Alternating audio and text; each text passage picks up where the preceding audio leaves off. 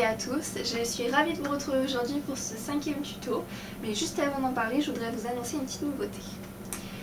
Alors voilà, en fait j'ai réfléchi, je me suis dit que peut-être certains d'entre vous n'avaient pas la possibilité d'aller dans les magasins de tissus.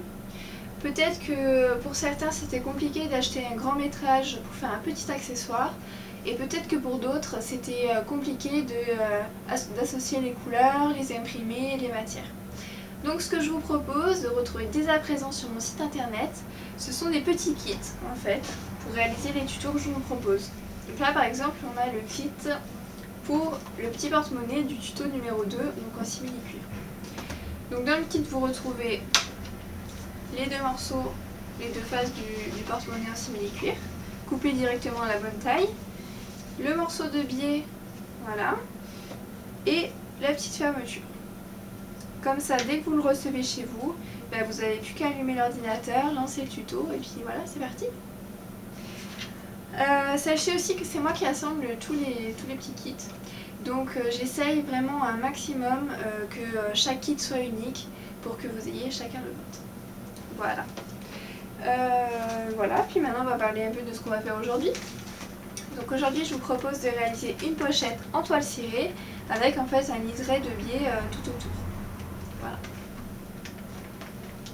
Donc là elle est dans la taille on va dire pochette, mais vous pouvez aussi le faire en format porte-monnaie. Hein. Il suffit d'adapter voilà, les dimensions à la fermeture que vous choisissez.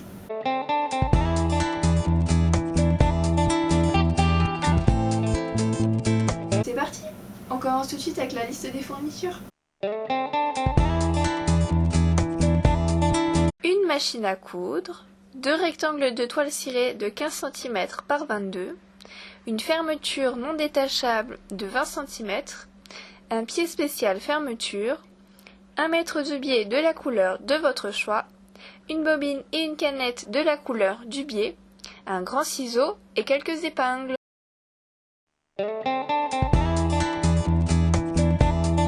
Prépliez le biais sur toute la longueur.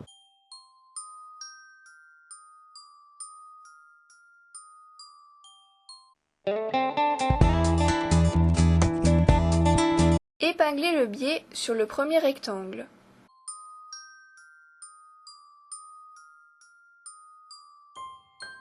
Alignez le biais au bord extérieur de votre pied. Commencez et finissez votre couture avec une marche arrière pour la consolider. Coupez le biais à ras, puis répétez l'opération avec le second rectangle.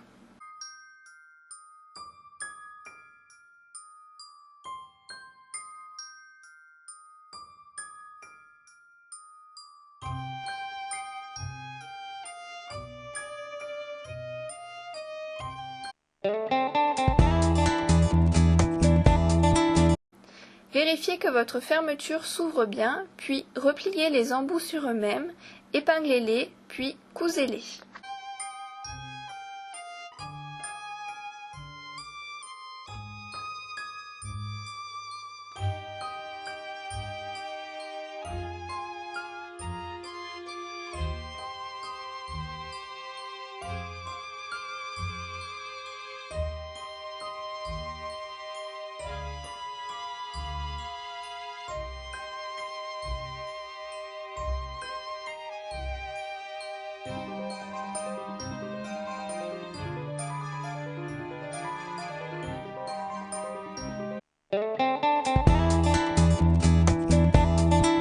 Ouvrez entièrement la fermeture, puis épinglez le premier rectangle en centrant les 2 morceaux de fer. Le rectangle doit dépasser d'1 cm de chaque côté de la fermeture.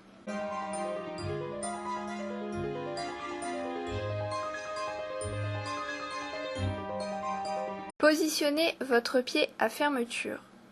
Attention, l'aiguille doit se trouver à droite du pied, c'est-à-dire le plus proche de la fermeture. Alignez votre pied avec le bord de la fermeture et commencez à coudre.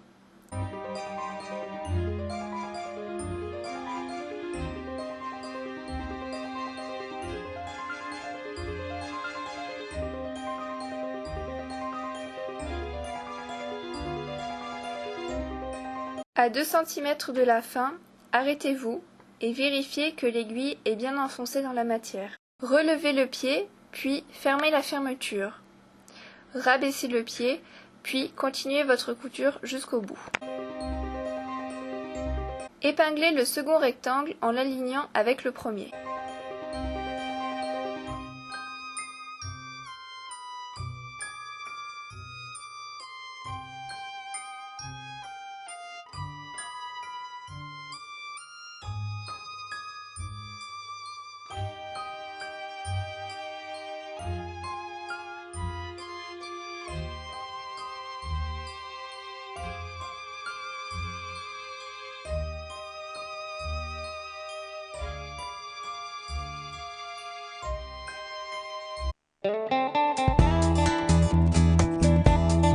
Une fois la couture terminée, placez le curseur de la fermeture au centre de celle-ci. Puis épinglez envers contre envers tout le tour de la pochette. Attention à bien aligner tous les bords.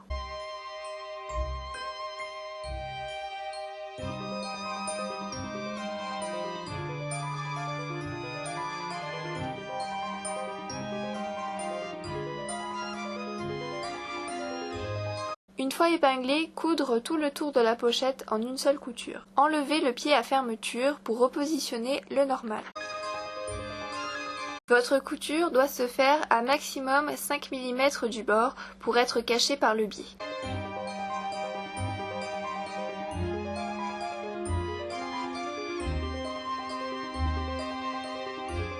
En arrivant à l'angle, enfoncez l'aiguille dans la matière.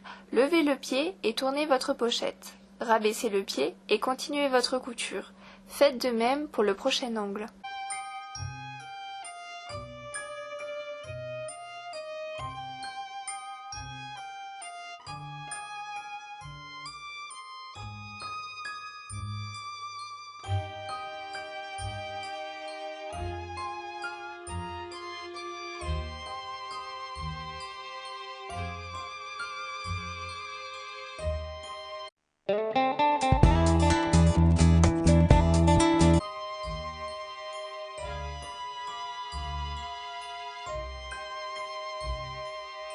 Faites coïncider le milieu du biais qu'il vous reste avec le milieu du bas de la pochette.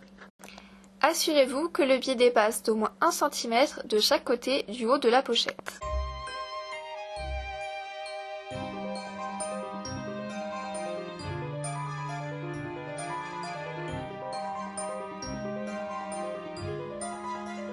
Commencez par coudre le bas de la pochette à 8 mm du bord.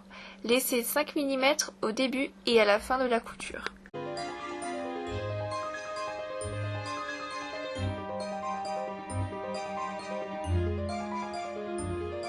Pliez joliment les angles et épinglez les côtés.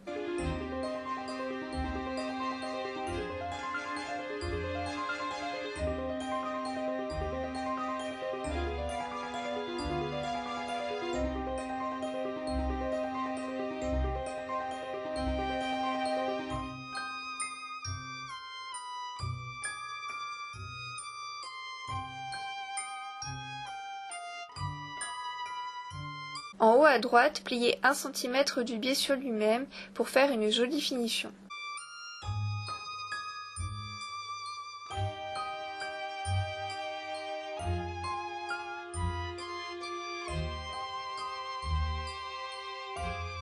Commencez à coudre en allant bien jusqu'en haut du biais. En bas, rejoignez la couture précédente pour un bel angle.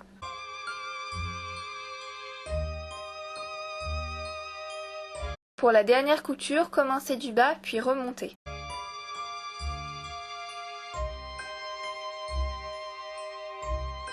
Pliez le haut du biais sur lui-même, puis continuez votre couture jusqu'en haut. Attention toutefois à ne pas coudre sur les parties métalliques.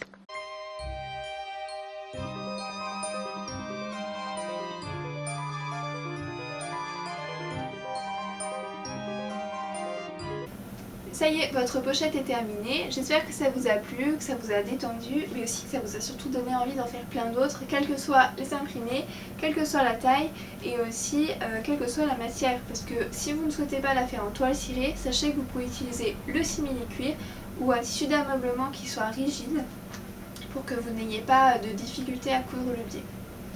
Voilà. Sinon n'hésitez pas à aller jeter un petit coup d'œil sur les nouveaux kits sur mon site internet, je vous mets un petit lien juste là. Et puis si ça vous a plu, n'hésitez pas à me laisser un commentaire, à partager, à vous abonner à la chaîne. Et puis moi je vous dis à très bientôt pour un nouveau tuto.